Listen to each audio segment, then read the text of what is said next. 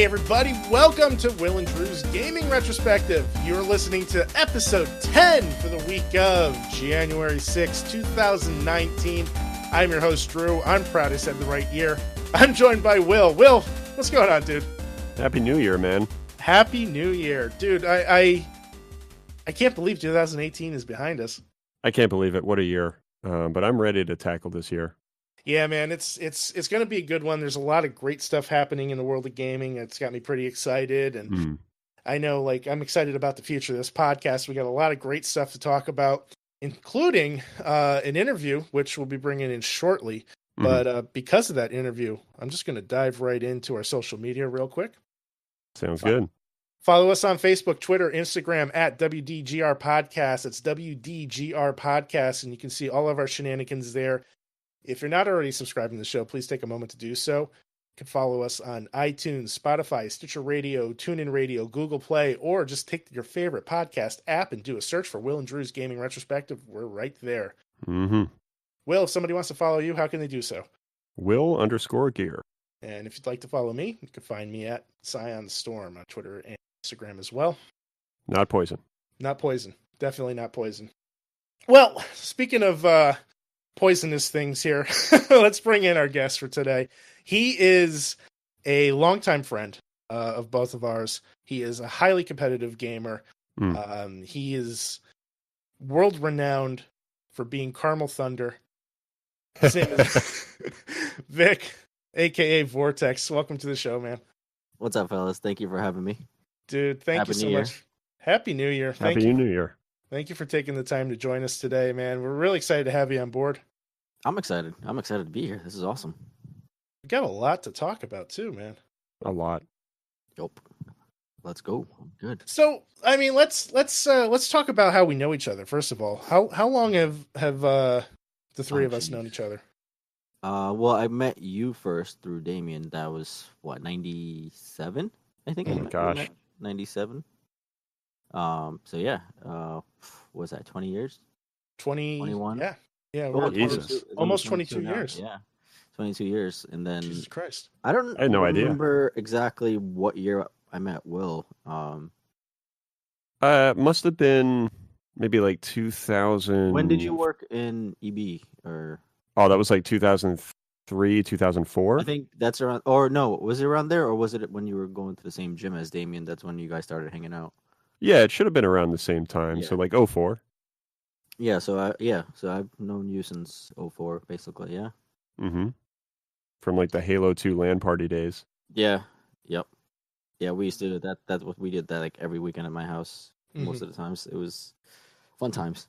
Yeah, man. So anybody that's maybe not unfamiliar with it, I'd like to think that a good chunk of our audience has at least experienced one LAN party. But for the uninitiated, we would get together at Vic's house. We'd all bring our Xboxes over, our original Xbox, not the 360, not the Xbox One, our OG Xboxes. Mm-hmm. We'd all hook into a router or a switch. We'd have Ethernet cable running all over the house. Yeah. Every we TV. We literally had what? It was 2 stories, so it's 2 stories. So it was 2 TVs downstairs, maybe 3 TVs downstairs sometimes, and then 2 TVs upstairs. It was So we had had wires running the length of the house. We had the TV in your downstairs living room. Yeah. We had a TV in your bedroom, also downstairs. Occasionally, Damien would bring his own TV. He had a small, I think, 15-inch or 17-inch monitor. Yep. He started doing that later on. Once the monitors got thinner. Right. So it wasn't like a big ass CRT. He was like, yeah. It was one of the early LCDs. Although we have done that. We have brought CRTs over. I'm sure. And then you had the TV in your upstairs living room, and then there were 3 bedrooms upstairs, right? Yeah, we played in Vinci's room, my brother's room. Yeah, I remember that. So at any given time, we had a minimum of 4 televisions going, sometimes as many as 6. Yeah. Man, Definitely. that was crazy. Yeah. And we had cables everywhere. We literally threw cables down. That was unbelievable. Down the stairs. Mm-hmm. Yeah, it was. We had over 50 feet of cable easy. And Kevin made a couple of them because we needed. Kevin had a spool. Yeah, Kevin had a spool. He would have a spool. Cat 5, and we just freaking made cables. Mm-hmm. I remember somebody getting dropped and to be like, "Hold on, I'll get my crimper." Yeah. He's running That's down, awesome. crimping the wire, Mhm. resplicing it and stuff. Sounds like Kevin. He's like Yeah. the MacGyver. I got some chewing gum for this. Hold on, it'll Yeah. stay in Yeah. place. I got a number 2 pencil, Yeah. some chewing gum, Some and an Winter Ethernet Fresh. crimp. Oh man, Yeah, and then we would play not just deathmatch, but we would do like capture the flag and what other games modes were there? We did the oddball, which was the skull. Oh yeah, Yeah, we did like regular deathmatch, team deathmatch, capture the flag, oddball. I think later on we kind of made up our own games. I remember we did zombies. Mhm. That was like during the Halo 2 3 days where one person was the elite and went invisible. And Mhm. once he died, once he killed you, and all he had was a sword where everybody else had a gun. Right. That was a fun mode. I don't know if I remember that one. Yeah, we did this like later on. Basically, like if you were the elite, it started with one person on one team, and everybody else on the other team, and everybody else on the other team had guns, had like I think pistols and assault rifles. That's it, nothing else. While the elite was invisible and it had a sword, and you had to kill the elite, but no shields. No shields on the elite. Mhm. So one headshot and he would die, but you had to basically infect everybody on the other team. So once you kill somebody on their team, they'd switch sides and there'd be an elite on the other team. Okay. And that was all something you could program into the game too, right? Those were like parts of the settings. I don't believe at first they came out with that later on, but at first you had to like manually change teams mid game once you died. So it was kind of like the honor system at that point. Yeah. I mean, you knew when somebody got killed, so there's no way to hide it. Yeah, well, I mean, it was more fun to play fair and something like this anyway. You're not competing against like internet noobs. You're know, playing against the person sitting next to you who could just literally like punch you in the face. Exactly. Yeah. I mean, you got punched for no reason, anyways. Give you like a noogie. Yeah. Or like an Indian arm burn. Yeah. So I mean, before all that though, I mean, let's talk about your early childhood with games because you're not from America. Nope, I am not, and I'm not Mexican. I say that just because everybody that sees me for the first time, meets me for the first time, thinks I'm Mexican because I'm brown. But no, I'm not. I am. It's actually funny because that happens to me no matter where I go. I've actually been to Mexico, and people over there thought I was Mexican, and they start speaking to me in Spanish. Oh my god! I've gone to Puerto Rico, and I was at the airport in Puerto Rico because our flight was just delayed, and this dude started talking to me in Spanish, and I'm like, "Sorry, I don't speak Spanish," and he got offended. He goes, "How do you not speak Spanish?" I'm like, "Cause I'm not Spanish. Because I'm fucking Indian, dude." Yeah, I'm like, because I'm Indian. He's just turned bright red and he started apologizing. He's like, "Oh my god, I'm so sorry." Like, blah blah. I was like, "Oh, yeah." So that happens quite a bit. But yeah, I'm originally from India. I was born there. Moved here 1996 when I was 16. Okay. And Drew here was actually one of my very first friends amongst Damien. It was I think Drew, you were my third friend. Honestly, Wow. like over that's here. so cool. Yeah. Drew was I had no idea that you were 16 when you got here. Yeah, I was 16, fresh off the boat. I didn't realize that it had been such a narrow gap between your arrival in the States and us meeting. Yeah. I didn't have any, I didn't know anybody here, and I actually became friends with Damien in high school because of video games. I'm sure I remember he mentioned it during the podcast that he was on. That's episode 5, folks. Episode 5. Yeah, it was X-Men versus Street Fighter, right? Yeah, X-Men Street Fighter. That's how we became friends, basically, because of that game. It was a challenge I threw down, and it led to an amazing friendship, and I made so many friends through him because of him. Actually, I wouldn't have any friends if it wasn't for Damien. Through gaming. Yeah, if it was for Damien, in general, like I wouldn't have any friends, anybody. But X-Men versus Street Fighter is what brought you guys together. Yeah, that's the game because I used to play it in the arcades all day long because I didn't have any friends and my parents owned the store in the mall, so they take me to the mall and I'll give me $1 and make me go play the arcade games. And I would just try and I had to get good eventually because I only had $1 or $2 because couldn't really afford much to spend on games or whatever, and my parents never really gave me that much money towards it. Mm-hmm. They give me $1 or $2 just for kicks, but yeah. So I had to learn to get better and make that dollar last basically 5 to 6 hours. And that I've done that before. I'm sure you have. I did that quite a bit after a while. I mean, it took me a minute, but yeah, that dollar lasted me. Sometimes I'd go home with 50 cents and use it again the next day. So is that like where your gaming kind of started, like in America, or did you start before that? No, actually, it started. Let's see. The very first time, as far as I can remember, was actually at one of my cousin's house. Like I had seen gaming, like arcade machines in India, but we never like I wasn't allowed to go in there because they were considered not safe places for kids or not for kids. It was more of like adults or whatever. So my parents never let me go in there, and they were very few and far between. But my very first actual playtime, other than the arcades here and there, were at my cousin's house. It was the very first time I saw a Nintendo, and I had no idea what it was. I was like, "What the hell is this?" And he's like, "It's just an amazing system." And he started playing. I still remember he started playing Kung Fu for Nintendo. So that was the first game that you ever saw? Yeah, that was honestly the first game I played. Yeah, and I still love that game to this day. And I can go through that game like no problem. I think I've watched you. Yeah. I think you came over once when I got my Nintendo. We popped that in and yeah, we did. Vic was just like speed running it. It was like riding a bike. Yeah, it's I'll never forget that game because of that, because my cousin, and we actually played it so much we were trying to beat it, and as kids we never could. The freaking third boss would always beat me, and it was just annoying. We never were able to. But yeah, that was my very first time, and that was only like I went to his house during a vacation, summer vacation. We stayed there for a couple of weeks, right? And after that, I didn't play for a long time, and then until we moved to Canada in 1990.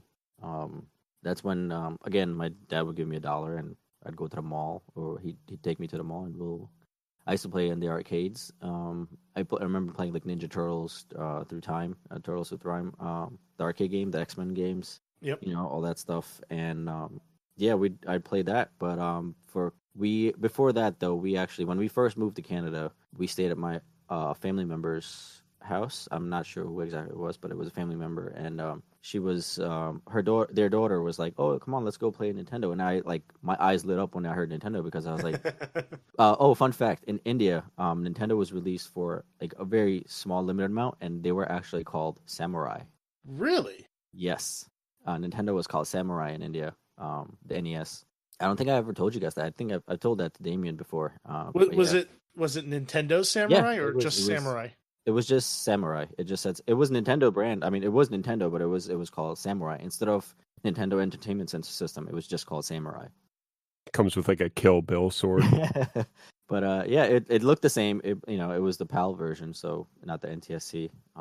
Yeah, that's interesting. I have no idea. Yeah, so when she told me let's go play Nintendo, and I had no idea, because in my head I'm thinking of Samurai, like that's what I've known Nintendo to be. So when she brought me down and we looked at the system, and I looked at it, I'm like, "Oh, this is the Samurai." And she goes, "What is that?" I'm like, "Oh, my cousin had it in India, blah blah blah." And she was like, "Okay." So we started playing, and she's like, "Oh, let's play this game." And then I remember she had the Duck Hunt and Mario combo cart. Yo, yeah. That was the very first thing I played. We played Duck Hunt for a little bit, and that was a fun game. Then she was like, "Oh, let's play Mario." And I remember playing Mario but being horrible at it. I couldn't get past like I think the second level, second or third. I think the second level, second or third stage. I couldn't get past it. And yeah, we played that for a little bit, and then like that Christmas, I was like, I don't even think it was Christmas. It was before Christmas, because we'd come to the mall. Like me and my brother would just hang out at the mall, and we would just get bored because there's nothing to do. And after quite a bit of begging, my dad actually finally got me a Nintendo over there. A Samurai, you mean? Yeah, Samurai. But this was in Canada. This was in Canada, yeah. Okay.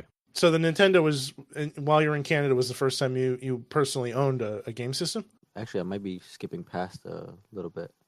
I didn't even know you lived in Canada. Yeah, I was in Canada for a few months. No, actually, my first system was Atari. But it was only like it wasn't. It was around the same time because I remember I had the Atari for a little bit in India, but 2600. yeah, the 2600 because I was asking my dad for the Nintendo for a long time. I was like, "Can you get the Nintendo? Can I get the Nintendo?" My dad's like, "No, no, we can't afford it." So we're not, for a long time and then one day he showed up because my dad used to live in the United States. He used to work here. He was away from me for most of my life. Like the only times I'd see him was basically during summer vacation. Right. Because he'd work here and just bring money home or send money home, and yeah. So one time when he finally came down, he brought me the Atari, and I remember I was excited by it but I was also disappointed because I wanted the Nintendo. Mm-hmm. And so he was like, "Oh yeah, here's a game system," and because he didn't know, he just thought it was a video game system. So Right. to him, like he had no idea. Mm-hmm. But he brought the Atari, and I still loved it. Like I played it every day. And the only cart I should say I had was it was a 32-in-1 game cart. It had 32 Atari games in one. Wow. And That's a lot. For the longest time, I thought it was a bootleg cart because I'd never seen anything like that before. And until actually yesterday, I found out it's actually a PAL only release. Wow. Mm. So yeah, there was 32 games in one, and some of them were garbage, but there were a lot of actually good games on that cart. I grew up with a 2600 as well, and you always ran into that one game that was basically just 30 variations of the same thing. Yeah, on that cart though, there was only like 2 games that had that variation combo. Oh, yeah, they were all legit games. They were all real games. Yeah, I actually went through and I was looking at what games were on there, and yeah, they were all different games on there. I'm thinking about like on combat where you basically have player 1 and player 2, and the object is just to shoot the other person. The tank. And you can do it as tanks, or you can do it as planes, that was on or there. you can do it as submarines, or you can do it as So for Air Sea the Battle combat is another one too. Combat was on there. Air Sea Battle was on there as well. Oh, nice. Combat was on there, but you only could play as tanks. You couldn't switch to different vehicles. Yeah. I only played as tanks. And there was boxing. Boxing was on there. Okay. There was golf. There was blackjack, but I never knew what that was. I just thought it was a weird game. I was like, what the hell is this? Because the game itself was literally no pitch. It was just like letters and numbers. There's no cards, no pictures, nothing. That's all it was. Yeah. And it was like question mark and whatever. I'm like, what is this? Like, I had no idea what that was. So to figure it out. Yeah, and eventually I think I figured it out, but I have no idea what that was. I was like, okay. That's cool, man. Yeah, then there was like a UFO shooter, a side scroller shooter, basically.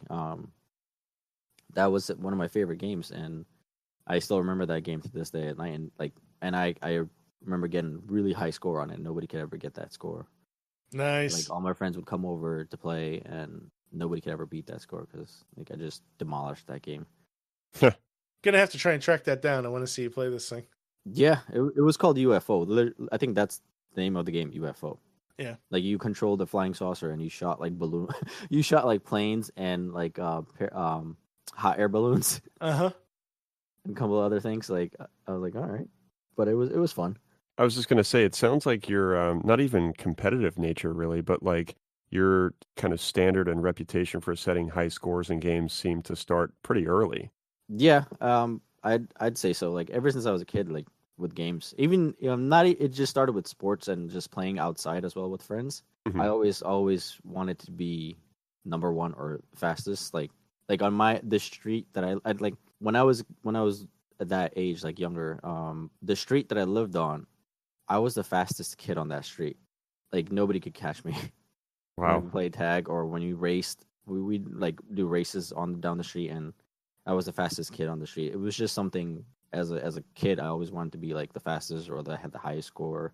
Yeah. It just came. I don't know why. It just was. It's kind of born that way. Yeah, with games, I'm still that way with certain games. Oh yeah, just a little. Yeah, just a tiny bit. Just. I would say it's like just right underneath Damien. Like Damien still kind of takes like that number one spot.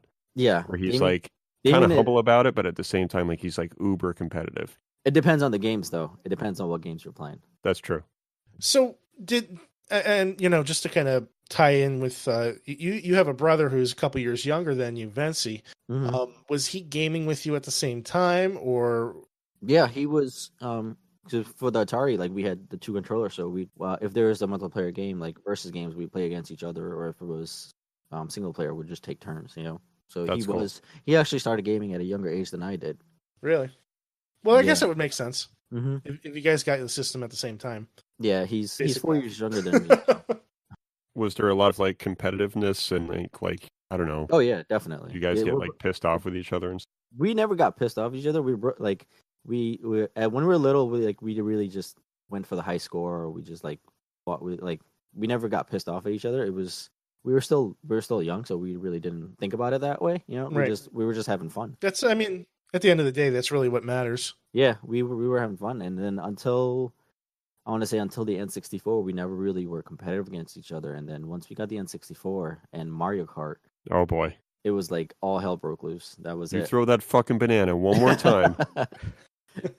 It was for the most part, I think I was still better at most of the games, only because I was older and I knew, like, you know, the workarounds or like tricks and whatever. So you knew how to cheat. No, I wouldn't say cheat. Uh, I just knew how to bend the rules. yeah. So yeah. So you're in India. You have your first opportunity playing an NES. Your father buys you a 2600, Yep. and we then moved to Canada, and then you move to Canada, and that's when you finally have access to an NES, yep. kind of on your own terms at that point. Yeah, we got. But it wasn't yours though. No, it was ours. Oh, it was, okay. Yeah, my dad finally caved in and got us NES for Mhm. Christmas as a Christmas gift, but it was way before Christmas. I remember because, because we were already playing it before Christmas, and we had actually left right around Christmas or right after Christmas. Mm. We had to leave Canada, come back to India, Okay. basically. Our visas were kind of like revoked. We never got like actual full visas to stay there. I see. It's like a temp one. Yeah, we had a temp one, so we had to leave. So I was like, all right. But while we were in Canada, when we went to pick up the NES, we got 2 games. So my dad was like, we can get 2 games. Which ones? And right around that time, 1990, there was 2 big things. One of them was Super Mario 3. Mm-hmm. That had literally just released like within the last few months. Mm. And the other big thing was, and I'm sure you remember, was the Ninja Turtles. Right. Oh yeah. Ninja Turtles were huge back then, and I was like, yeah, I want a Ninja Turtles games, because in school we'd watch Ninja Turtles on TV during our recess time or whatever, and we ended up getting the Ninja Turtles game. And I remember playing the game. It got pretty far, but the game was so hard for me as a kid for some reason. Like, I mean, it was a hard game because some parts were pretty cheap in that game. Mm-hmm. And this is the Ninja Turtles. I don't know if you guys remember, not the ones that was in the arcade. It was the one that was done for NES. Yeah. It was like a 2D side scroller, basically. Yeah. That game is a. Yeah. So imagine my surprise when I load that game up and try to play it. I'm like, what the hell is this? Yeah. Somebody lied to me. Yeah, because I was thinking it was the arcade game, because I played that in the arcade like, nonstop every day. That was the game I played. Yep. And when I got home and played that game, I was so highly disappointed. I was like, what the hell is this? But so we played that for a little bit, but most of the times it was just Mario 3 I played. And yeah, me and my brother took turns, and we got pretty far. We made it to I forgot, somebody in my school told me about the whistle secret. Yeah. And yeah, once I figured that out, we got to like level 8, and I don't think I ever beat it in Canada, but yeah, we came back to India after that, like that same year, and we brought our Nintendo back with us, thinking that it would work, and it didn't. Because it was like PAL. Yeah, it was NTSC to PAL, and we had no idea about it, so we plugged it in and never turned on. Nothing happened, so it was pretty disappointing as a kid. Like, you have this Nintendo sitting in front of you, and you can't play it. They didn't really have like adapters and things. No, there was no adapters. Yeah, no. And even if they did have adapters, the video signal wasn't right. Yeah. Because it's, again, NTSC PAL system, so the refresh rates on the TVs were different. Right. I think it's like 50 hertz to like 60 hertz or something like that. Yeah, it is. Were there tiers involved? Oh yeah, I was sad. Like, I was very sad. But like you gotta realize when you're in India, it was a complete different country, like completely different. I want to say I don't want to like atmosphere, I guess, but because if you didn't have anything to play, you went outside and played with your friends. Yeah. Like everybody played outside. Different like, lifestyle. all day long. Yeah, different lifestyle basically. That's the word I'm looking for. So, but eventually we had a family friend that lived in the same building as us, and he was an electrician, so he was like, "Oh, let me tinker with it, let's see if I can figure it out." And I remember we had this, I want to say maybe a 10-inch TV or a 10 Oh, or wow. 12 or a 12-inch. So an iPhone. Yeah, it was Oh a my god. Yeah. 10. No, maybe not 10. Maybe it was like 15. I want to say 15 inches. Yeah. Yeah, I would say 15 inches. Okay. Yeah, it was a 15-inch TV, black and white. Had the turn dials. It had like you had to click it. Like every channel you changed, it was a turn click. It had antennas, the rabbit ears in the back or whatever. Yeah. And this was it was a spare TV in the bedroom that we had that nobody used. It was just sitting there. It was really, really old. So he hooked it up to that TV. He actually figured out a way. He found a converter actually, and was able to power on the NES. But again, the signal wasn't right. So he figured out a way to connect the wires. He actually stripped the wires and just instead of having like the RF switch or the RF cable, Mm-hmm. it was just the one big cable, right? Mm-hmm. That went into the TV. Well, that TV didn't have a RF input. Oh It was jeez. because it was so old. It still had the screw-on, kind of like when you screw on cables onto a speaker. Oh. Like how you twist the cable around the speaker. Yeah. Basically the old school way. I don't know if you guys remember. Yeah, yeah. Oh yeah. Yeah. So like we had to do that. He basically split the wire and connected it to the TV that way. So one for video and one for audio. Uh-huh. Now, unfortunately, it didn't work right. I had the option of either playing the game with audio but no picture, or playing the game with picture in black and white and no audio. Wow. Yeah. Hot This is wired, like 1950s. Like Yeah, it was bootleg, hot wired NES. Yep. Yeah. Basically. But fun fact, I still have the NES actually. holy shit. Yeah, I still have it somewhere. Wow. I You brought got to it with keep me. that thing, man. Yeah. Is it still bootleg hot wire? No, I can't find that cable anymore. That cable is gone. But Oh. yeah, the NES is somewhere. It's in storage somewhere. Oh, that's awesome. But I still have the Ninja Turtles and the Mario 3. The Mario 3, unfortunately, the contacts wore out Mm-hmm. on that, so it doesn't work. But I still have both the games. Like I'm not getting rid of them. Yeah, Mhm. that's like history there. There's a story behind that. Yeah. So so I played Mario 3 and Turtles without sound Mhm. for the most part, and those are the only two games I had for a few years. Until basically my dad came one day, and I used to beg my dad for more. I was like, "Can you get me another game? Can you get me another game?" And I remember one day he came home, and he came from the U.S. and he's like, "Oh yeah, I got you a game," and I'm like, "Oh, awesome!" I look at it, and it was and I still have this cart as well. It's a 42-in-1 game. Nice. Wow. He just like one up to like the first one. He's like, how many more games can I get on this fucking thing? That one had 32. I'm bringing home 42. I'm like, That'll keep it quiet. Yeah. And these were all legit 42 games. There were no duplicates. Wow. Yeah, and it was a bootleg Japanese or Chinese copy. It had Chinese writing in the front. Yeah. And but it was pretty cool. Like you put the cart in, and you had every time you wanted to switch to a different game, you hit reset, and it would bring you the menu of the games, and then you select which game you wanted to play. What a smart purchase. Your dad had connections, clearly. Yeah. No, I think he just got it from like one of the duty free shops. Yeah. And but yeah, he brought that over, and I was so happy. I was like, "Oh my god, there's 42 games in here." It's the best thing ever. And yeah, there was 42 different games. There was Mario 1, Mario 2. Did they play like normal, or were they like No, they were normal. They were full legit copies of games. Wow.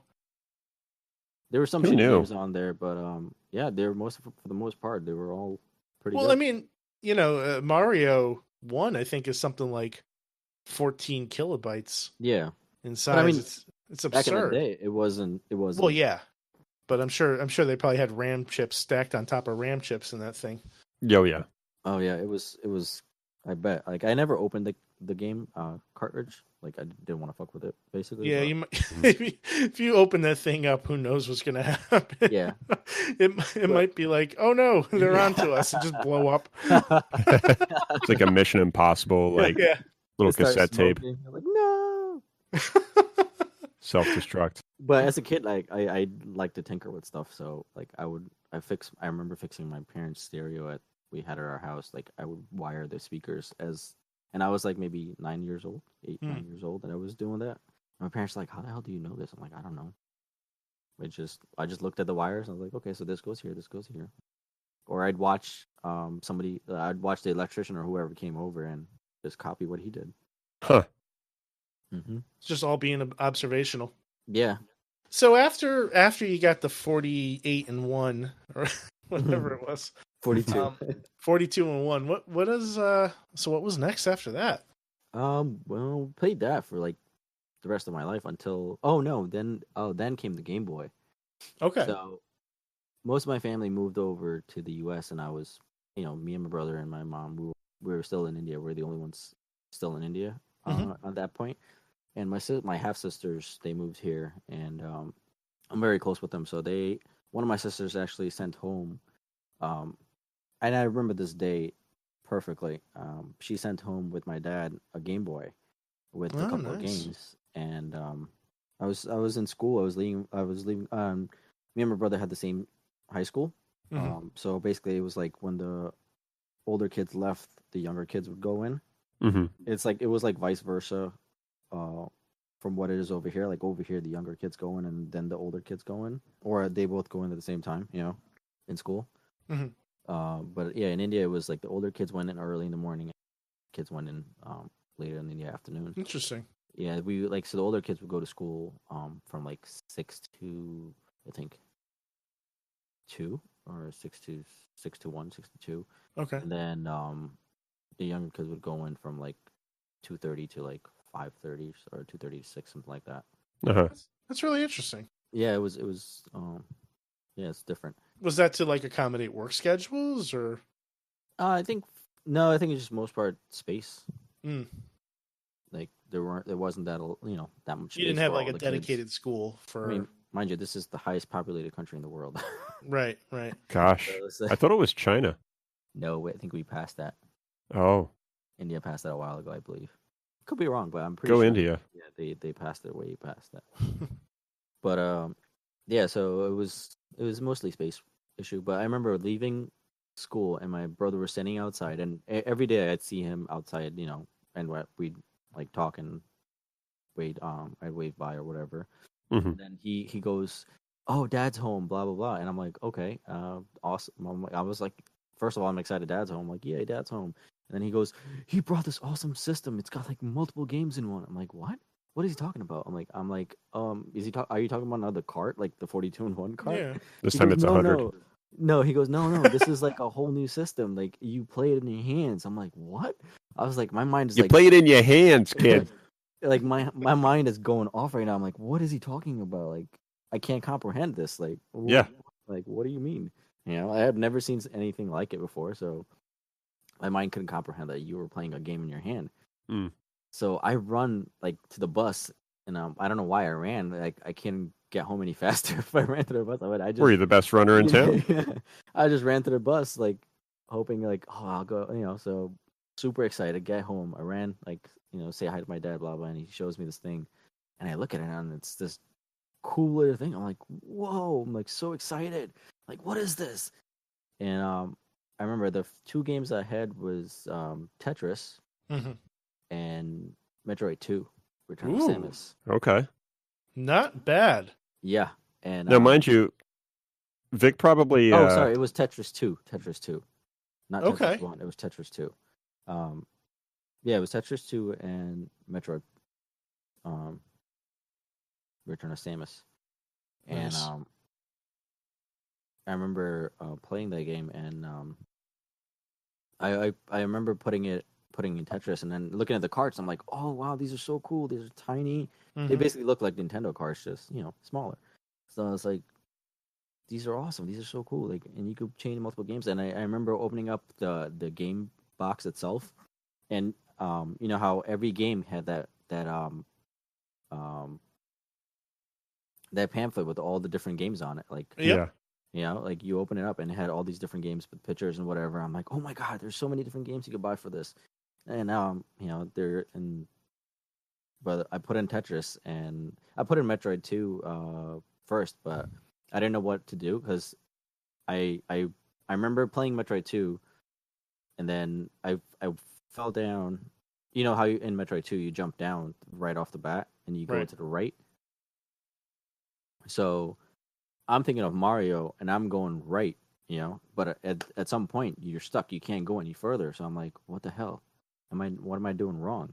Hmm. So I turned that off. I was like, forget it. I'll play that. You know, I don't want to play it. I got frustrated and I turned it off. And then, because I never played a game like that before in my life. Like, all I've known was Mario and 42 shitty games in one. Right. And so I played Tetris for the longest time, and I got really good at it. Tetris 2, and Tetris 2 had this cool story mode and built in as well. It wasn't. I don't want to say complete story mode. It was like these little mini cutscenes that would play after a certain amount of levels. Mhm.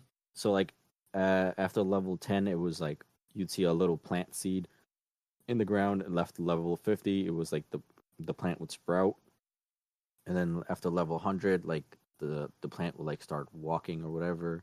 I got to level 150 in Tetris 2, Interesting. and that was pretty hard because it got pretty intense at that point. Like, I don't know how I got to level 150, but like I would just want to see the cutscenes after cutscenes. Like, I want to know what happened to that plant. And I Yeah. got to level 150, and I was at 155 or 156, and the battery light came on, Huh. Wow. and I was so mad. I was like, no, because this was before. This game did not have save files, Right. Yeah. so all my progress was gonna be gone. And I was Oh like, man. there's And nothing. I feel could like do. batteries were not like readily available, just like mean, in a drawer.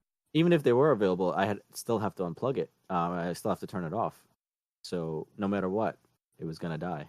Yeah. It was gonna shut off. So That Oh sucks. gosh, yeah. I don't even. Wow. yeah, so all that time, and I remember playing for like hours. I was sitting there just playing for hours. I want to say like at least 3-4 hours. Hmm. And then the battery died, and all the batteries died, and I was so mad. I was so disappointed. And I told my dad this, and like, I was there. I was like, oh man, the battery died. Like, so when he came back another time, he actually brought me a AC charger, like the charging, Nice. the charging thing, the power cord, the power cable. Yeah. And again, I had to use an adapter for it because it wouldn't work. I couldn't just plug it into the wall. I had to use a special adapter for it. But yeah, So can I Tetris- just intervene and just say here that I feel like your dad has been on this lifelong quest to find you games and gaming peripherals for years. as growing up as a kid in India, like I never asked for anything. You know, like me and my brother, we never asked for anything because I don't know, it's just we never wanted anything. We asked for toys like here and there, but we never really had toys. We had like maybe, and all the toys that we had were usually given to us by family members. Like I don't remember my parents actually buying us toys. Because we weren't that well off. Like we were, you know, it wasn't like, hey, we're gonna get you this toy, we're gonna get you this. No, it was a very rare occasion. It was a very special thing if I got something, Right. and I cherished it. Like I kept it, and we played with it like every day. You know, You made it count.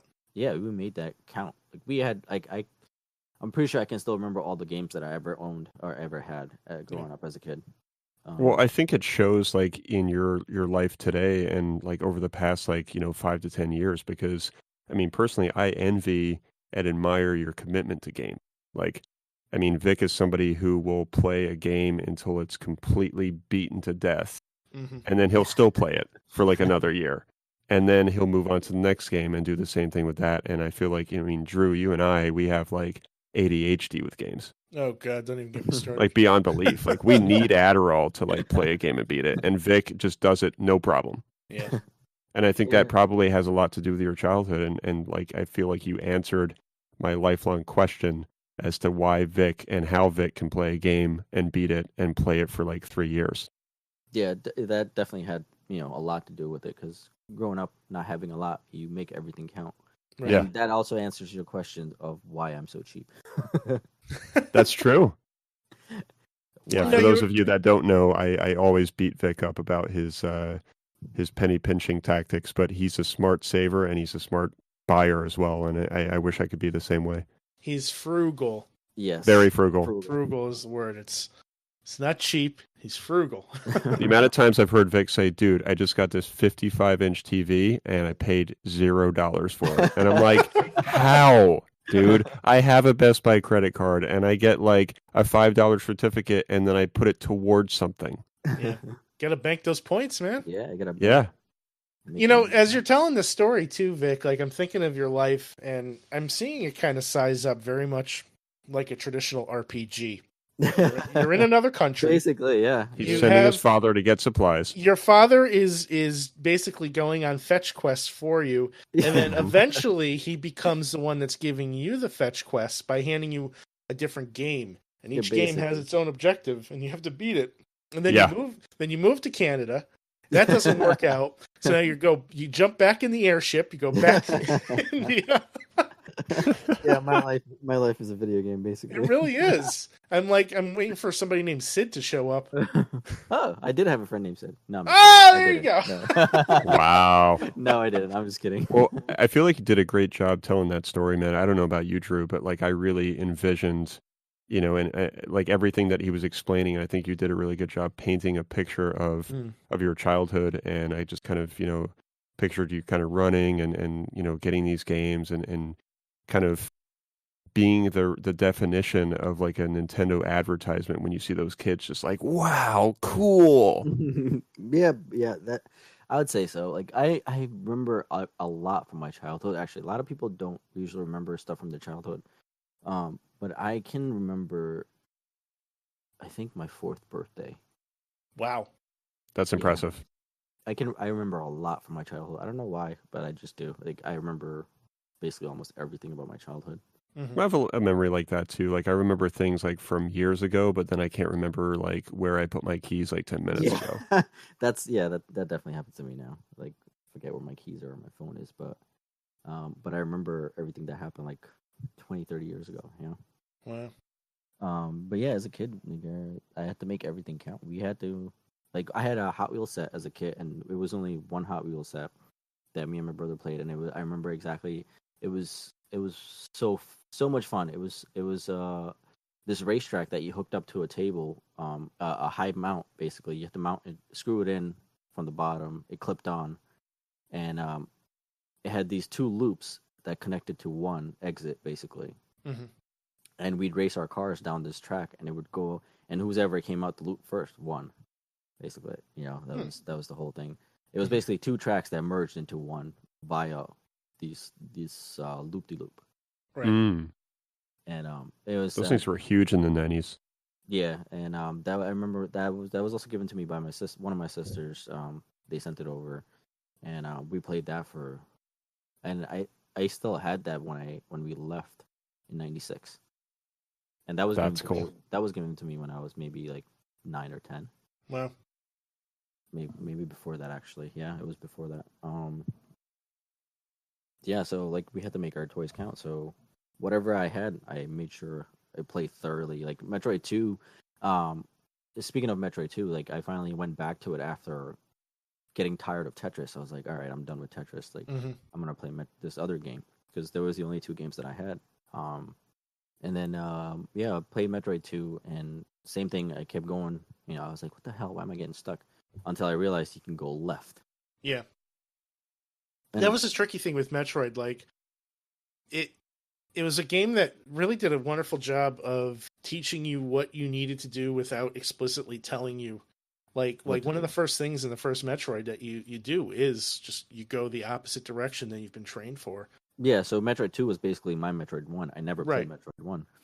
Yeah, and then, actually, it was the first one I ever played as well too. I never had a Game Boy of my own, but any chance I had a buddy that had it, and That and Ninja Turtles. I'd play as much as I possibly could. Oh yeah, so so once I went left, and that was it. Once I figured that out, Yeah. I freaking went on and beat Metroid 2 multiple times over and over again. Mm-hmm. And I think I beat it without. At one point, I beat it without the spider ball. Wow. And it gave me a pretty fast time. If I have my cart still, it's still. I don't know if it's still saved that time, but it was a pretty fast time. When Damien borrowed my cart to play it one year, he was shocked at my time because he was nowhere near it, and he's like, Right. "How the hell did you get this time?" I don't know. I was a kid. I played. That's all I played all day long. You know, like I See, this is the best thing about Vic is like he'll just do something so triumphant and be like, "I don't know, man. I just kind of did it, and I just figured it out, and I'm just that good." Yeah, because there was no strategy guides or anything. You had to do it. Especially in India, there was no strategy guides.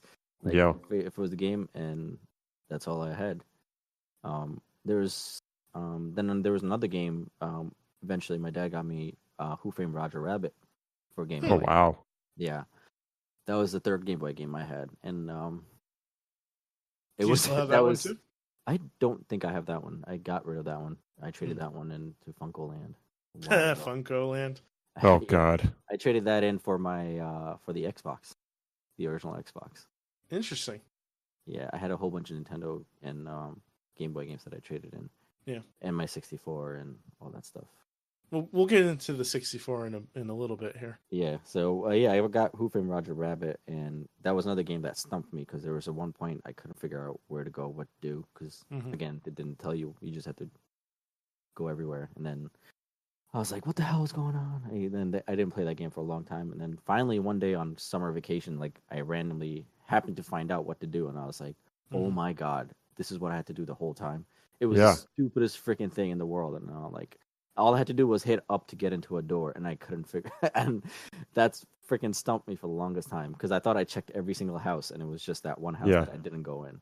And So, Drew, it sounds like we need to gather up some funds and give them to Vic's father. Send him on like a flight back to India and just be like, "Listen, get us some stuff. We don't care what it is, video game related, and just see what he comes back with." You know, I would I would watch that show. If that were a show, I would tune in, I would subscribe, I would buy it on iTunes. And just have like Gordon Ramsay like narrate it. No, David Attenborough. Morgan Freeman. You need Morgan Freeman or David Attenborough. Yeah. Oh, sure. Forget Planet Earth. This is Vic's father. Yeah. But he would go like, that's awesome, man. Yeah. It was that's basically what started all my gaming, and then I moved over here. So now you're in the United States, right? Yep. Did you bring you brought your Game Boy with you, right? Obviously. Yes. What else did you bring with you? I brought my Nintendo, I brought my Game Boy, both of them. And then what was the first system that you had when you're in the States that you bought? The N64. N64. So no Super Nintendo. You skipped that generation. Yeah. I skipped that generation, but I did play those games in arcades in India. Okay. Eventually, I started sneaking out, and going to arcades. We won't tell your dad. Yeah. No, they know. They found out later on. When you're a kid, you think you can get away with stuff, but you don't know. 42 games isn't enough, son. You know my mom. Like, there's nothing you can't hide from her. No, she knows everything. No. She knows everything. Yeah, she'll figure it out. Right, exactly. So it's funny. So story, Nintendo 64. Go ahead. Yeah. Before that, it's a funny story about that. Of her figuring out that I was going to arcades was, I used to go. My parents would go my mom would send me to the gym in India, like to go work out or whatever, because I was always a short kid. Like I never, she's like, oh, you need to go to the gym and maybe they'll help you get taller, blah blah. And I've always been a skinny. Sounds kid. like a mom. Yeah, I've always been super skinny, like growing up, skinny kid, right? Short, like I didn't grow taller until I think it came here. It's the water. Yeah. It's the water. And so like we were in India. I was to go to the gym with one of my friends, one of my really good friends over there, and we found this arcade, right? And in India, arcades were technically illegal. Like they weren't supposed to exist. And dangerous. Yeah, but they were illegal in general. Like you weren't supposed to own an arcade. It wasn't supposed to be open at all. Was it like they were- gambling or something? Yeah, it was considered gambling basically. So I could see that, it was especially banned, with Vic in the house. Yeah, it was banned. So you weren't allowed to like. So most of the arcades in India at that time were actually behind closed doors and behind like stores. Huh. Wow. Yeah, like behind kind of like I want to say like quickie marts, but like they were in the back section of. I remember legit one of them was behind this curtain. You had to go in. Oh my God! It's like the Kumite in Bloodsport. This dude would open up the curtain, like he'd be like, "Oh, you had to know people to know where these arcades were. Like they weren't just out in the open." Yeah, the password is like non garlic naan. So you had to go like through a freezer, into a curtain, past the armed guard. Yeah, some spots you seedy homeless people. You had to go behind stores, like behind like closed doors and hidden curtains or whatever. And it was not until like a couple of years later where some places started sprouting up here and there for arcades. Uh-huh. Once people kind of figure out like, all right, it's not really gambling, it's like video games or whatever. Yeah. But in the beginning, it was all hush hush. Like so, it was just really a lack of knowledge on the average person. Yeah, people thought it was gambling. People thought it was bad for kids. I mean, kind of was at the time, but like, I don't know. It's bad for little kids because they get addicted pretty quickly. Mm. When it's not in a controlled. Plus, money is involved. Anytime money is involved. Yeah. Mm-hmm. It's like real life Fortnite. Yeah. Somebody's got to get a share. Basically, so like, yeah, parents didn't allow their kids to go into arcades, and there was no arcades. There was no gambling in India. It was banned at that point, at that time, and we found this. I don't know, word gets around. You talk to people, they tell you where the arcades were, and so my mom would give me money and like allowance for like a couple of bucks or whatever, and I'd take it in. I'd go to the arcade, and eventually, again, the same thing. Like I had to make that money count, so I started getting good at games, or I would play games that I know I could last a long time on the machine. Right. So like I'd be like, oh yeah, mom, I'm going to the gym, blah blah, and me and my friend would go, and we'd actually sneak to the arcades, and we'd stay there for hours, and come back home, and like, yeah, mom was like, oh, how's the gym, blah blah. It was fine. So this went on for a little while. One day, she caught on. She's like, I'm sure she caught on before that, but she never mentioned it. But then one day she's like, all right, where were you? I was like, what do you mean? I was at the gym. What are you talking about? She goes, I know you were not at the gym. I was like, huh? Like, you don't lie to me. Like, I know you were not at the gym. And the way she found out that I was not at the gym was my clothes. They were not sweaty. I was gonna say. You're not coming home with like smelly clothes. Exactly. Yeah. As a kid, you don't think of that. You're just like, whatever. Like, Yeah. If I had put that shirt on while I was playing in the arcade in the hot room in the back, you would have been fine. Yeah, but as the like 11, 12-year-old kid, like I didn't think of that. I was just like, you were just coming home smelling like Axe and with like a pocket full of bills. I was like, I just coming home, with clean clothes, and I was like, all right, where was that? She found out and she yelled at me, blah blah. But that was like, I still went to the arcades after that, like. She was like, I'm sure you did. She's like, you need to go to the gym, but that's it. Like, if you want to go there, that's fine, but you have to go to the gym or you have to do stuff. So that was the arcades in India, basically. What a cool story, man. The very first King of Fighters game I played in India. Which one? It was Final Bout. Was one of the first ones that I played. Final Bout Fatal Fury? Yeah, Fatal Fury. Yep. Didn't they do Fatal Fury King of the Fighters too? I don't remember, but it was one of the very first ones. It was just, I think, Final Bout. I think it was because in 91 they came out with Fatal Fury King of Fighters. I think I played that one after that. Yeah, so it was Final Bout before I remember playing Final Bout in the arcades, and we used to go back and forth. Like And we didn't know any moves, any super moves or special moves or whatever. We would just like, spam buttons or whatever. Until one day we accidentally activated a super. Okay. And SNK supers were amazing. Yeah. They'd rush in and just do like a 50-hit combo, like pa pa pa pa pa pa pa pa pa.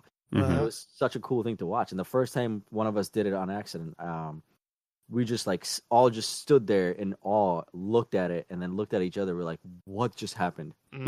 Like, how did that come out?" And we after that we just sat down and basically spent money trying to figure out how to do those moves. Right. Yeah. Like, we figured out the basic fireball motions or whatever. That was just piece of cake. That was already marked on the arcade machines. It would tell you, oh, do this for fireball, do this for a special kick, whatever. So we kind of figured that was a basic part, but the special moves were hidden. They weren't listed anywhere. So when we activated, we were like, "What just happened? Holy shit!" We all just lost our minds. So we spent like days trying to figure out, until somebody finally did. I don't know who it was. We finally figured it. I want to say it was a combined, because we literally just sat there trying to figure out, and finally figured it out, and that was it. And I was hooked on King of Fighters for the first Evil feature. Yeah. Like, I played Street Fighter 2 before that, but it didn't grab me as good as as much as King of Fighters did, because King of Fighters just was more flashy. It was, and it was a faster game too. Yeah, and the until SNK they started system doing was, like the revisions anyway. Yeah, the SNK, it was a stronger machine as well compared to Yeah, another fun fact: most of the arcades in India they're not, other than the SNK machine. All the other arcades that were there that I played on were actually just Nintendo systems with those 42 in one games, or 50 games, or 600 games in one. Really? Yeah. They weren't individual arcade machines. But you were still playing with like a joystick and Yes, they were a legit arcade. Like, they were arcade machines. They had the joystick. They had, like, just imagine hooking up a Raspberry Pi. Yeah. That's basically what it was, but with Nintendo systems. Like, they were legit Nintendo systems with like the cart. It was like 100 games in one cartridge, or 200 games in one. And most of them were bootlegs. You didn't know what they were until you selected the game. So you are already invested, because you put a quarter in, and you were already invested in that, whatever choice you just made. So they swindled you. Yeah, that was their way of taking money from you. So a couple of years ago, I went to a game convention, Retro World Expo. And they had a lot of arcade machines there. One of the ones that they had that I had never seen before, was Super Mario Brothers, the original one. Oh wow! And I had never seen it as an arcade cab before. It was just a weird feeling watching this Nintendo 8-bit side scroller platform game being played with a joystick and buttons and requiring a quarter to put into play. Yep. It's just really bizarre when you're not used to it, Vic was the Frank Dukes of the arcade world. Like, my love for fighting games basically started with King of Fighter. That's cool. Or Fatal Fury, Final Bout. Great games. So let me bring us up a little bit more recent now. So now you're in the United States. You got your hands on a Nintendo 64. Yep. Right. So what were you playing on that, and then how did that tie into the arcade scene here? So I was actually playing at the arcades before I got the 64. Okay, and this is when your parents were giving you the $1 or $2. Yeah, so I was playing arcade games. I was playing King of Fighters actually over here, because once I went to the arcade and I saw they had King of Fighters, and it was King of Fighters 96 or 97. Okay. And I was like, oh my god, they have King of Fighters, and I was blown away with that game because it had so many characters in that game. I was like, holy crap, there's so many characters. Yeah. And I would just spend like my money. I would basically waste my money on that game, learning different characters, figuring out which characters was which. So in the beginning, like, my money didn't last that long. I would just try to figure out, and I just beat the computer until. And good thing about King of Fighters was not a lot of people over here played it. No. Everybody was always on either Street Fighter or some other game, like, or Mortal Kombat. Like, nobody was playing King of Fighters. I was the only one there. Yeah. That was always kind of surprising, I felt. Yeah, and I was surprised by it because I was used to everybody playing King of Fighters and not, Street Fighter or anything like that. So, yeah, so I would just use my money and put it on King of Fighters, and it was kind of good because it would stay there for a while, just playing different characters. Mm-hmm. And then, I play other games on in the arcade machine, and one day they had this big giant cabinet set up, and I'm like, what the hell is that? I walk in, as usual. I used to actually take the bus down, and the bus stop was right around that, right near the arcade, and by the entrance by the arcade. So every time I came in, that was the first thing I'd see was the arcade. Right. It was Timeout. Yep. So this is in the mall. Yeah, in the mall. So I went R.I.P. in. I saw this giant cabinet, and I'd never seen a big TV like that before. It was huge. I want to say 50-inch had to be. Remember the X-Men Street Fighter cabinet? That's the one I'm talking about. That big ass cabinet. Yep. So I look at it. I'm like, what is that? Took up an entire wall. Yeah, and I watched the demo reel, basically the loop of the gameplay, because nobody was playing it at that time. It was just one of the best loops ever. Yeah, it was running a loop, and I'm like, oh my god, this is amazing. And the sound of the announcer just kind of grasped me, and I was just I had to stand there and watch it. I was just like, this is amazing. What is this? And it was X-Men Street Fighter, and I was like, I've never played any other Street Fighter. The only one I played was Street Fighter 2 a long time ago, so I had no idea what the gameplay was or anything. And I'm looking at it, and I'm like, holy crap, this game is amazing. It looks so cool, it's so flashy, lights going off, Cyclops shooting his giant laser beam, Ryu's doing freaking huge ass Hadouken, his super Hadouken that goes all the way across the screen, and all this cool stuff. And I'm like, I need to play this game. Yeah. It wasn't a question. Goodbye King of Fighters, that was it. Yeah. Never played King of Fighters in the arcade ever after that. It was X-Men Street Fighter all day long. Fantastic game. Yeah, it was it's still to this day is one of my favorite games. And incredibly challenging as well. Mm-hmm. It boggles my mind that was really the first Street Fighter that you grasped onto, because I've played you in the other Street Fighter games, and you're pretty damn good. I definitely feel like you're a stronger player when it comes to X-Men vs Street Fighter or the more recent ones, but you hold your own with Street Fighter 2 or Super Street Fighter. Yeah, those are all. I never really played those until much later, actually. Huh. Yeah, same with Alpha. Yep. Street Fighter Alpha. I didn't play that. I played that in the arcade at Smiles. Mm-hmm. That was oh god. That was where I first played Street Fighter Alpha. And that was that was after X-Men Street Fighter. Which is kind of weird because that was the precursor to X-Men vs Street Fighter. The art style and everything is the same. Mm-hmm. Yep. Well, this kind of makes sense because I feel like X-Men versus Street Fighter is quite an advanced game, especially with the Magic Series combos and how they don't really tell you a lot. So if Vic's starting out with that, then perhaps that explains some of your kind of skills in the other games as well. Yeah, I mean the pacing is different though. That's a lot faster. Yeah, the pacing is a lot faster in X-Men Street Fighter. It is hard. I feel it's harder to go from slow to fast than it is to go from, or excuse me, the other way around. Yeah, fast to slow. Yeah, it was definitely harder for me going from X-Men Street Fighter to just regular Alpha. I was like, holy crap, this is slow. Yeah. And X-Men Street Fighter, I started playing that. I guess that was my drug. I was addicted. I was hooked. Give me the hooch. It's such a flashy game too. It's so flashy, and the sound and everything about it is just in your face and awesome. Yeah. I played different games. I played Mortal Kombat before that, and I hated it. I did not like it at all. And to this day, I cannot play Mortal Kombat. I'm horrible at it.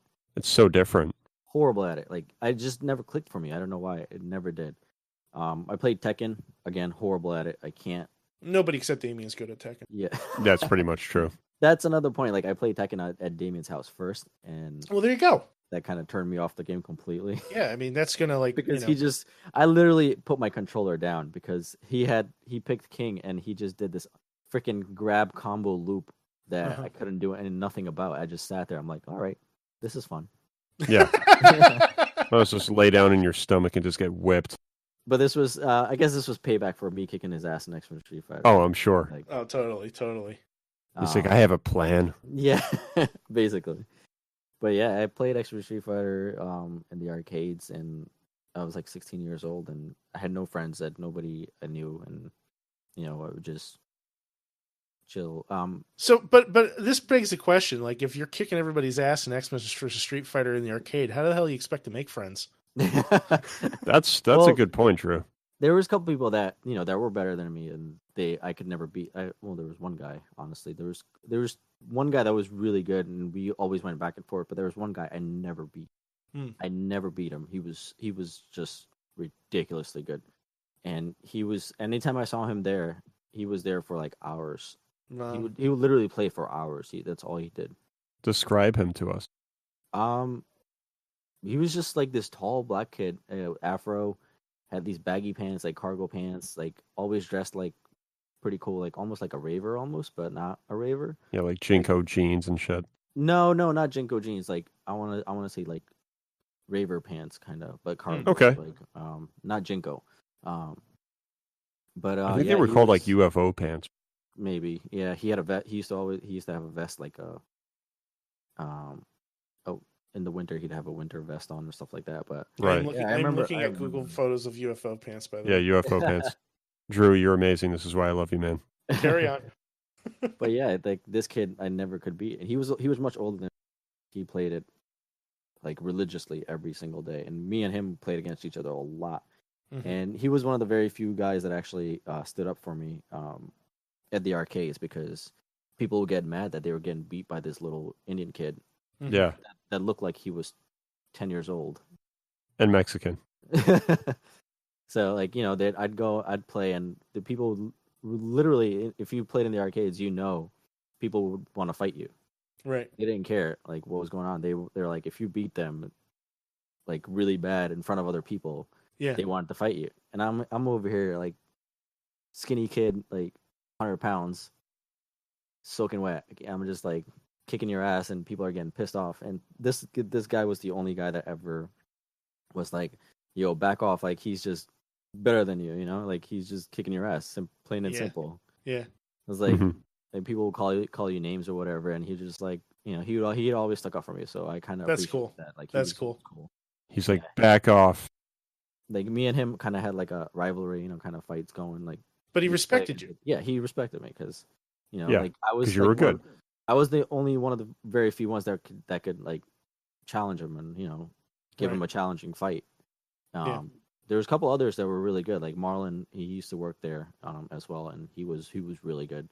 Like we'd all had I played in the arcades long enough where we kind of became friends almost, but we were only friends in the arcade. Like I never saw him outside or anything. Yeah, and they were much older than me, way older than me. But that's where I played Street Fighter, and we'd go back and forth. I remember there's one time this guy, like much older than me, wanted to fight me and he claimed that I was cheating, blah blah. And the guy was like, "No, you just suck."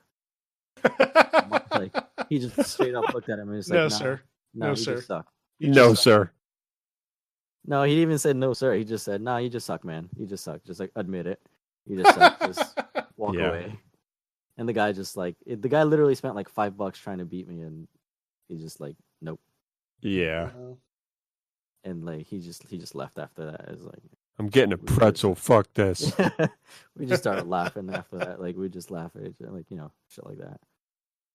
But that was the game that started all. Wow. I like to say like that was the game that started my fighting game addiction, other than King of Fighters. But so, what are some of the other favorite fighting games? I'm always been a Street Fighter guy, so that's my go-to now. I unfortunately don't have a PlayStation 4, so I can't play Street Fighter 5. But from what I hear, you're not missing much. Indeed. No, they've actually improved it a lot. Yeah, but I hear there's something like advertisements now on the main screen too. That was for the tournaments they did that, but they took it out. It's gone. Oh, okay. Yeah, it's gone. It's not there anymore. They were like, yeah, we were just testing the waters, basically. I mean, people I'm sure that they might put it back. Yeah, people got pissed. They might put it back, but honestly, it wasn't. The advertisements were basically for Street Fighter. Oh, okay. So they were advertising DLC or the costumes. That's what they were advertising. So let me ask you this, Vic. and this is a very important question for me, and it's a 2-word question. Uh-oh. Why Cammy? I don't know, honestly. Like, I actually started with Ryu. That was my man. Like, Mhm. and actually, I never picked Cammy in X-Men Street Fighter. Okay, so Cammy started with actually Marvel's Capcom 2. interesting. Okay. Yeah. There's those thick thighs. Thick. Yeah. That's how I like my shake. Heavenly woman. But no, like it was. Is that the episode title, Drew? No joke. I have Extra thick. literally, I have post-it notes all over my desk right now with anything that could possibly. It just says milk, bread, thick thighs. It's like my nickname. He's gonna walk in and be like, "What the fuck are you doing?" Drew, it's like my nicknames. It just keeps going. Oh Yeah. God. But So was it? So you just selected her one day and you just kind of fell in love, or what happened? No, with Cammy was like a whole thing where so X-Men Street Fighter came out, Marvel's Capcom 1 came out, and I played Marvel's Capcom 1. I played Mega Man and Captain Commando, or like a couple other characters. But Marvel's Capcom 2 came out, and I forgot. I think I picked Cyclops because that was my main in X-Men Street Fighter 1. And I picked Ryu, and Cyclops was completely broken. It was not good at all. I was just like, they changed his movesets, they changed him completely, and I was just, meh, I don't want to play Cyclops anymore.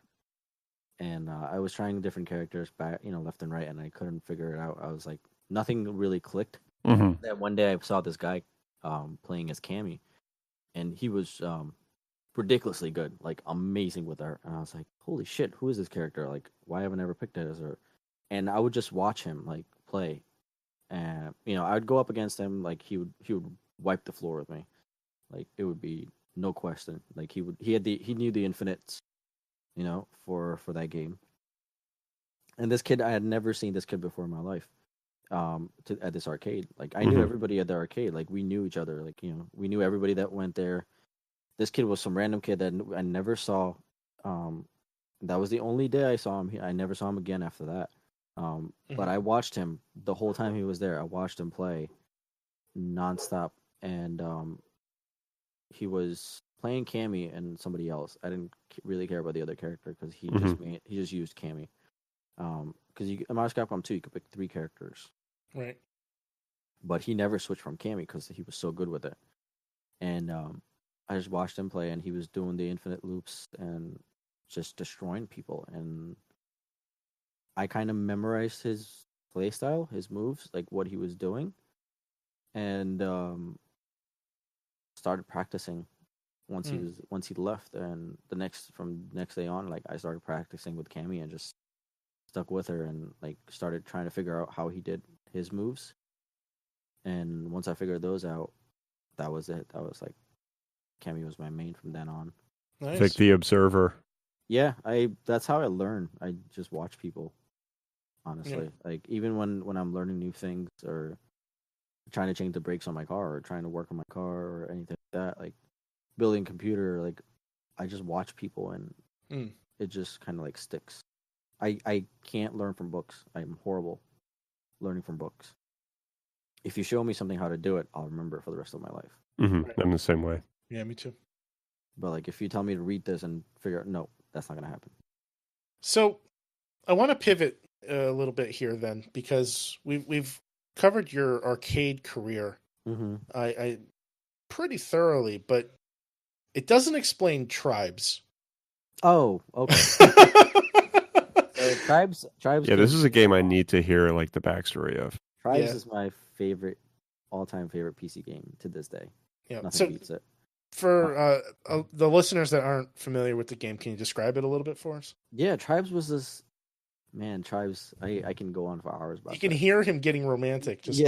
Tribes is like my love for PC. Like that was the game that started the PC game, because I got the N64, right, and we played Mario Kart and whatever, blah blah blah. Once I went to college, I got a computer for a PC, and I was at Nobody Beats the Wiz. And love it. There's PCs. They used to have the PC section, and there'd be games running on the PCs all the time. Mm-hmm. And people would play different games, and this kid was playing Duke Nukem. Sorry, he was playing Duke Nukem. Mm-hmm. And I was enamored by it. I was like, oh, this is cool. How do you play this? And it's a mouse and keyboard. I've never used a mouse and keyboard before. So I played Duke Nukem at Nobody Beats the Wiz. And once I got my PC, I wanted a game for it. And I used to read like PC magazines all the time. And I was like, this was when PC gaming was just starting out. But like, they had PC Gamer. They had all these magazines. And I remember seeing a screenshot of Tribes in the magazine. Mm-hmm. And it was just a screenshot of this dude flying out in the open and a sniper rifle shot going past his face, like a red beam going past. And I was like, this game looks cool. And it was all from one single screenshot. And I'm pretty good when it comes to like feeling out games. Like anytime I see a game that I think is going to be good, 99% of the time it usually is. Mm-hmm. Like I don't know, it's just something that tells me it's like, all right, this is going to be a good game. I'm like, all right, this is going to be fun. And so Tribes got delayed a couple of times, and I'd given up on it. I was like, I started playing demo for Star Siege. It was a mech game. It was kind of like Mech Warrior, but it was a different, faster paced, and it was just called Star Siege. And because Tribes was the original name for Tribes is Star Siege Tribes. Okay. So I wasn't aware of that. Yeah, it was Star Siege. It was basically a spin-off of Star Siege. Okay. And it's a game where basically you have a jetpack. It was the first PC game, like to have a jetpack. And you had multiple weapon loadouts you could set up. It was one of the very first games to do that. Actually, it was also one of the first games to do like indoor and outdoor environments on the same map. Mm-hmm. Right? Most of the times, all the games during back then were indoor shooters. Right. If they were outdoor, they were like made to look like outdoor, but they were still inside a box. Like if you think about Doom, it looks like you're outside, but you're still inside a set map. Right. It wasn't completely fully indoor, outdoor. But Tribes was the first game to do indoor, outdoor seamless, like no loading, no nothing. It was all once, and it was one of the first to actually have vehicles like on the map as well. Really? So would you say it's kind of like the first Halo in some ways? The vehicles sort of, and like the indoor outdoor kind of thing. Yeah, and I would say it's kind of like that. Yeah, basically with jetpacks. So there was a whole third dimension element of it. Like you had to control yourself forward, backwards, left, and right, but also in the actual 3D space. Like you could fly. Right, yeah, the Z axis. Yeah, on the Z axis. Right. And that brought a whole new challenge, whole new level of challenge. A lot of people didn't get that. Like it took them a while to grasp that.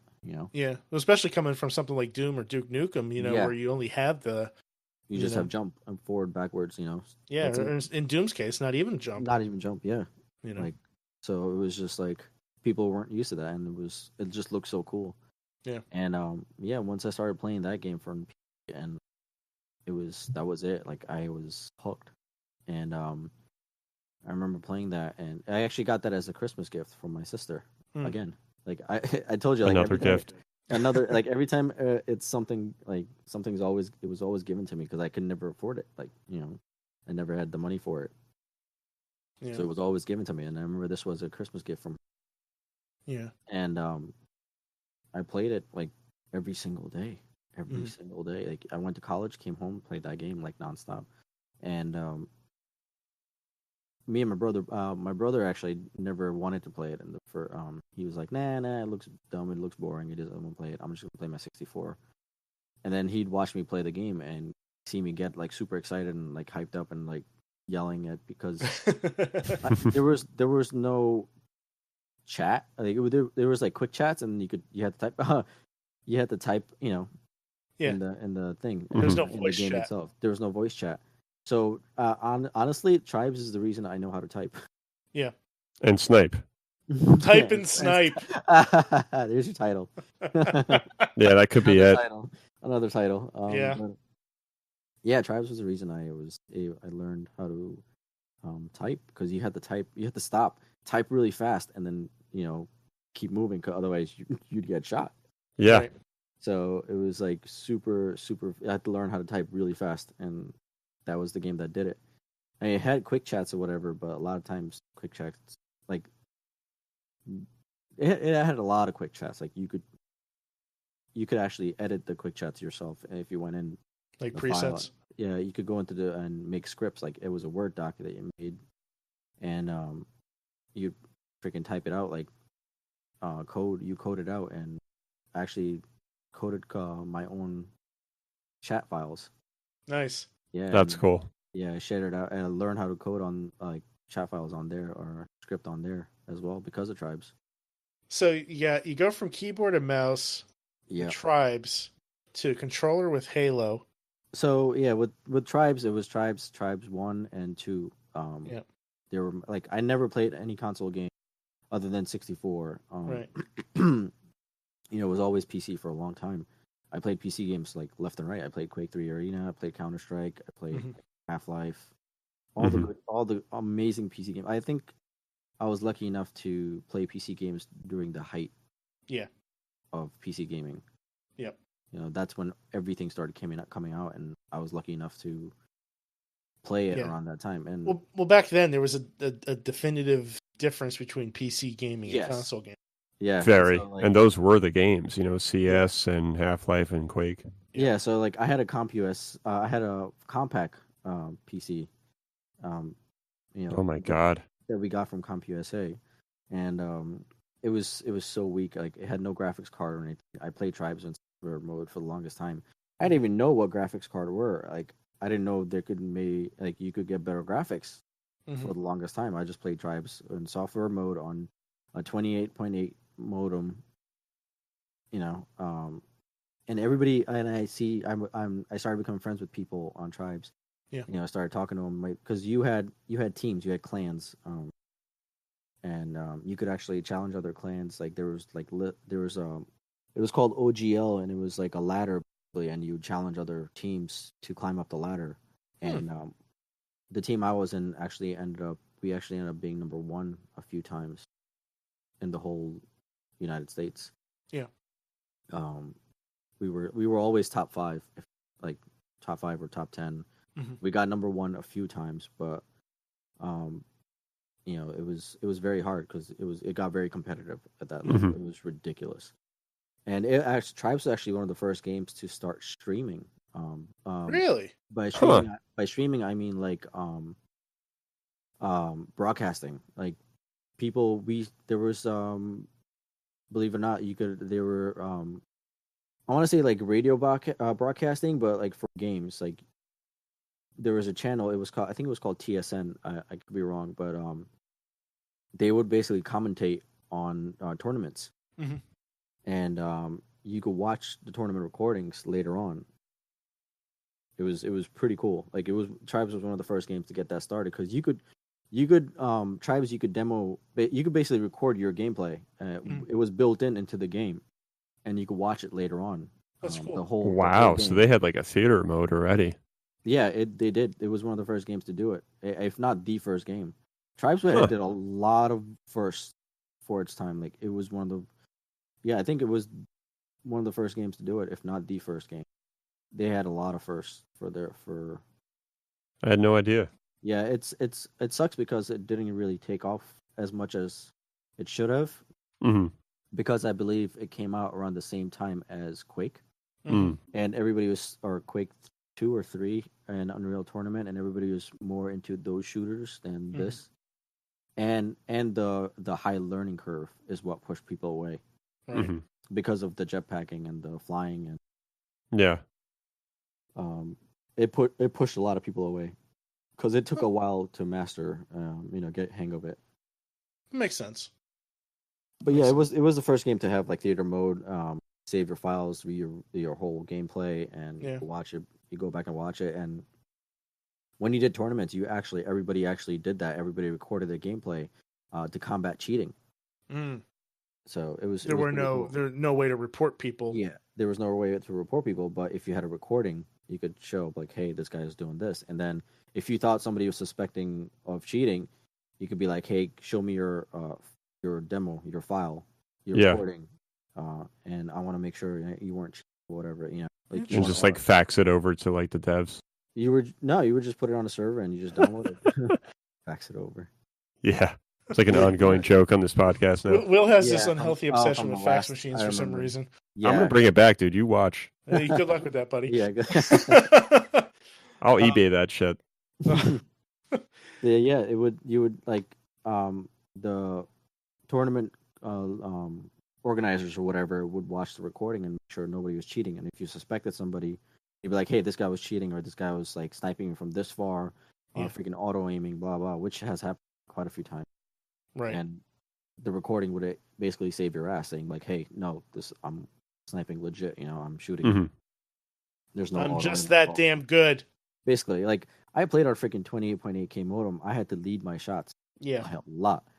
I didn't realize, until later on that I could get a better modem and I could get a better connection. I actually, I used to play Team Fortress Classic on dial-up. And when we got broadband, I actually did worse. Yeah, because you're accustomed to playing a certain way. Yeah, because you had to account for that delay and the leading and everything that went away instantly. So you had to adjust your whole playstyle. Yeah, I was a really good sniper on a 56K, and once we got DSL, not so much. Well, again, I feel like this kind of translates to how you are today, Vic. Like I feel like you're no slouch when it comes to getting on Twitter and like blasting a dev about some bullshit. Oh yeah, I'll let them hear if something's not right or if something's bullshit, I'll just call them out on it. Like, or even showing us like a video of you playing PUBG and you're just like look at this bullshit, or like Gears, Gears 2 or Gears 3, God. and you're like, Gears look at this. Favorites, yeah, I have to thank Drew for that. Drew got me hooked on Gears. You're welcome, and I'm sorry. Oh, don't be sorry. I freaking love that game. Yeah, but, We're running a little low on time. I would love to talk about Gears a little bit more with you at some point. Because, I feel like that's a whole conversation in and of itself. But I do want, because we do need to wrap up the show, I want you to talk a little bit about your artistic side. Because you are not just a gamer, you're also an artist. Yeah, that was a very recent thing, actually. Just a few months ago, I started doing paintings, abstract paintings, basically. Chroma Flow Designs, everyone. Yeah, thank you. That's my handle at and they can find you on Twitter, on Facebook, and Facebook, Etsy store as well. Yeah, it's at Chroma Flow Designs. Abstract art. I'm sure people have seen the videos of people doing it. It kind of gets expensive because of all the paint that gets wasted sometimes, but it's something relaxing and something I like to do. I've always been a horrible drawer. Like I can't draw for shit. I've always wanted to, but I just don't know how. Like I've never been good at it. I don't have the talent for that. I think it's one of those things that just kind of comes naturally. It's hard to learn that. So it's like but I've always been, I want to say like artistics, even with my photos, like pictures that I take, and I like to think my pictures are nice. Yeah, for sure, man. Yeah. So like I've always been like before this, it was always my camera. I would take pictures of different things that I thought were really nice or really cool or different stuff like that. But once I found out how to paint this way, I was like, oh, this is amazing. So what is the style of painting called? It's basically fluid painting. It's called like flow painting or fluid painting. It's not like you don't use a brush. You basically just pour paint on a canvas, like abstract painting, and you kind of go with the flow and see where the paint goes. It's kind of cool because it's out of my control. Right. Like I can. But you're controlling the colors. I am. Yeah, I am controlling the colors and the way they mix and all that stuff. There's an approach to it. Yeah, there's a certain approach to it, like because otherwise you just get horrible colors or a mess. Brown sludge. Yeah, basically 5-year-old nonsense. I don't know. Some 5-year-olds are pretty good. Yeah. But yeah, the painting. So like I just pour them on canvas and started doing that recently, and it's been really, really fun and it's relaxing. It's something different from gaming because sometimes gaming stresses you out, and Yeah. it's a cool way to just. So when you're fed up dealing with these fucking noobs, Yeah. you go into your art room, your studio. Yeah, I just go into my art room, which is my garage at this point, but it's okay. It's the paint is on the floor, and that's what makes it a studio. Mm-hmm. Yep. Yeah, and I'll just paint in there and kind of see what happens with that. It just We got to get a camera in there and like not tell Vic, and you just see him like motherfucker, fucking splashing paint on the canvas. That's one. You said there was an approach to this, Vic. There's one place I don't get mad. Like actually, it's very rare for me to get mad in there. When I'm doing that, it's very relaxing. Yeah, That's There's awesome, man. There are times that I have gotten mad if I want something. If I have something in my mind, it doesn't come out the way I want it to. It sure drives me nuts, but then it's out of my control. That's kind of it's actually very therapeutic in a way because you kind of realize that it's not in your control. You have to let go. Mm-hmm. So you're not only are you making art, but you're also having a psychiatrist session at the same time. Basically, like for free. I love it, man. And actually, you're getting paid for it because people are buying these things. You're doing very well on Etsy. Congratulations. Thank you. Yeah, man, that's incredible. I hope it goes off a little more. It's kind of slowed down a little bit, but I'm hoping it's because it's winter and it's holidays and stuff like that. But yeah, it's January 4th, like New Year. Speaking of January 4th, it's actually my brother's birthday. So happy birthday, Vincey. That's right. Happy birthday, Vincey. Happy birthday, buddy. Yeah. But it's something that's really relaxing. And I just go and it helps me realize that sometimes you just can't control things. Yeah, and I think that's the beauty of creativity. Sometimes is you do have to let go to create something special. And most times, and that's when some of the coolest pieces come out. And I'm just like, holy crap, this is amazing. Like the Jet Set Radio one that I'd done. I call it Jet Set Radio because that's what Drew called it. He named it Jet Set Radio. It was a piece, a small piece of painting, and I just threw paint on. Like I was going with it, and nothing was happening. And I was just like, oh, this is not what I wanted. It was actually leftover paint from another piece that I'd done, and it just looked like crap. And I was just like, this is all right, whatever. And then I just kind of took more paint and went with the flow and choose different colors, and actually came out to be something really freaking cool. Yeah. And I showed it to Drew, and the first thing he said is like, "It's Jet Set Radio." Yeah, totally. It really reminded me of that so much. And I was just like, "Holy crap, you're so it's just right." The color combination. Yeah, the color combination, and I was like, that's exactly what it is, and it's actually, I think, one of my fastest selling paintings. That's awesome. It was up for not even a day before somebody messaged me, and they're like, "I want it." That's awesome. Yeah, it was amazing. I was like, "Holy crap!" So, if somebody were interested in purchasing one of these, where would they be able to go for that? You can go on my Facebook page at Chroma Flow Designs, or on Etsy if you just search for Chroma Flow, and I'm sure Drew will link it on the thing. Chroma Flow Designs, CHROMA FLOW Designs. And I'm on Instagram for that as well. So if you want to see what they look like, that's a good place to check out. I actually have one sitting behind me in my my office / game room, and I made actually two for Drew because his first one was stolen. Yeah. Oh no! It was stolen by Nikki. Oh. Yeah. She okay then.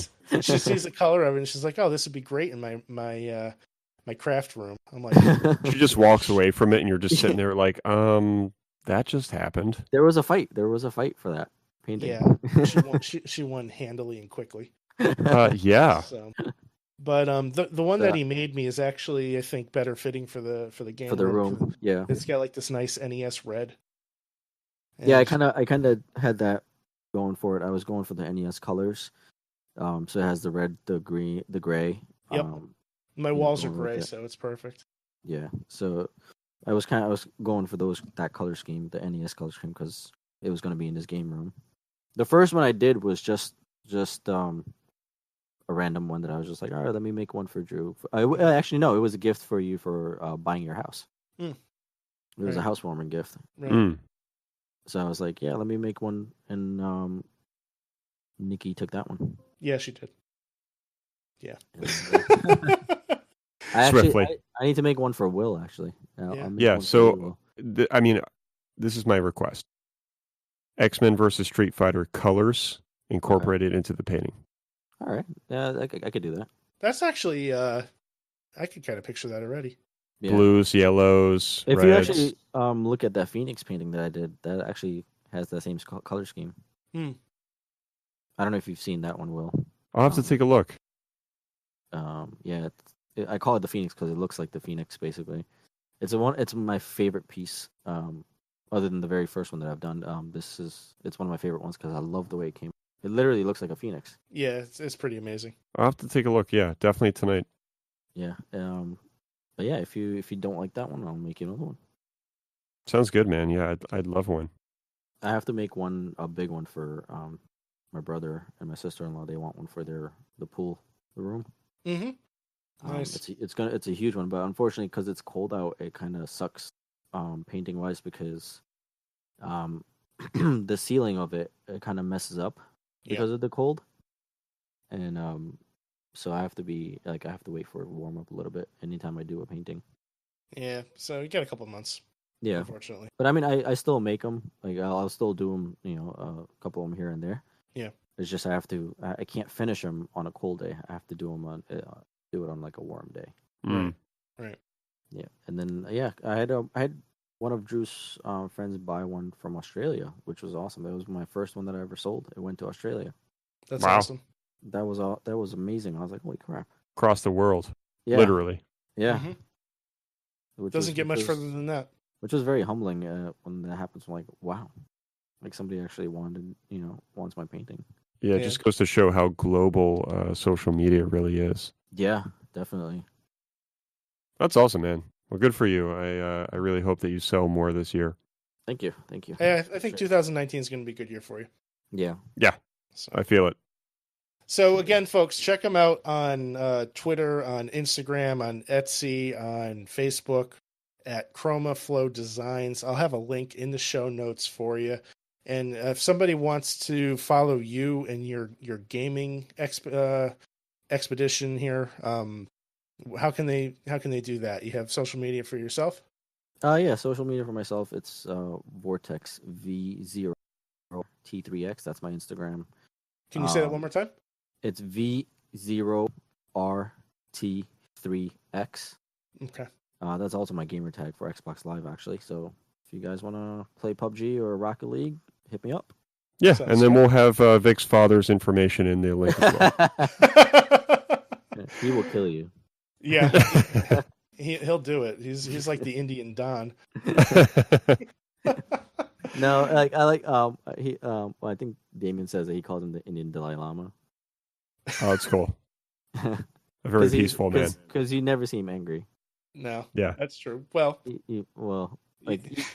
there's been like times, but most of the times he's very chill.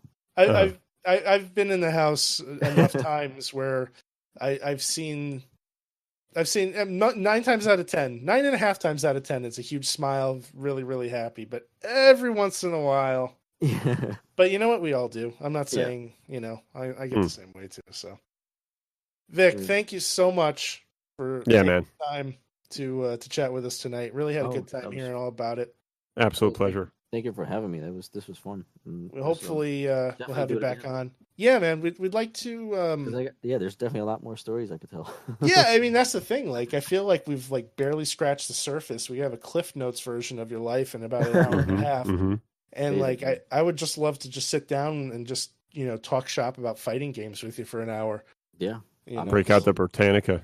Yeah, exactly. I'll talk about how I beat Will in Street Fighter 4 all the time. Oh God, yeah, we definitely need to discuss that because the that was induced by that would have caused me an aneurysm if I wasn't careful. Oh God. Yep. Will, if somebody wants to find you on social media, how can they do so? Will_gear. If you'd like to follow me personally, you follow me at ScionStorm. And of course, be sure to check out the podcast at WDGRPodcast on Twitter, on Facebook, on Instagram. Like and subscribe to us everywhere you can. YouTube, iTunes, Stitcher Radio, TuneIn Radio, Google Play Podcasts, or just break out your favorite podcast app. There's a ton of them that are free, and you can just pull us up on there. Hit that subscribe button, and all of our episodes will be delivered to you, to your device, as soon as they're released. Fax version coming soon. Thanks. Fax version coming soon. Thank you, Vic. Send us your phone number to Will_gear on Twitter. Include your country code. I'm getting a fucking fax this year, dude. Whether or not you need to dial 9 before the area code. Yeah, make sure you have fax paper as well. Star, what was it? Star 67. Yeah. I don't know. Anyway, thank you everybody for listening to the show. We really appreciate it. Be sure to stick around. Next week, Will and I are going to be breaking down. I don't know what, but we'll figure something out. We don't have a plan. No plan. We don't have a plan. We didn't have a plan tonight either. I'm going back, boys. We always scratch it together, though. And yeah, that's all I got. So we'll see you next time, folks. Take care. Say goodbye, Vic. Oh, goodbye, Vic.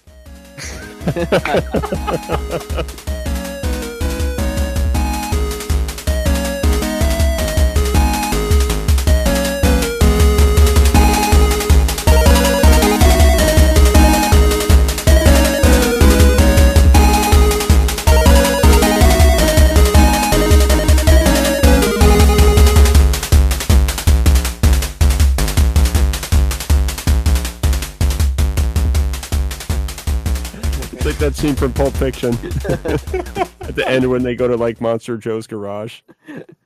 I can't remember like the line, but she says like, "All right, goodbye, Rachel." That's all staying in. I'll edit that in cleverly. All right, it's like a blooper reel. Yeah, totally.